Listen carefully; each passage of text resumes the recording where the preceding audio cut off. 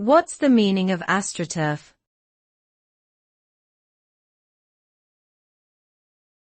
AstroTurf.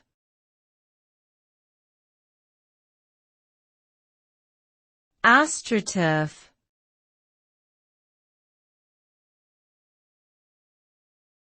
AstroTurf.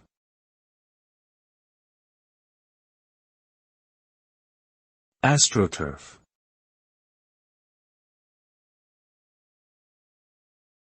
AstroTurf is a term used to describe fake grassroots movements that are made to appear as if they are spontaneous and driven by ordinary citizens, but are actually orchestrated and funded by corporations or other organizations. The term originates from the synthetic grass used on sports fields, which is not natural grass but rather a manufactured substitute.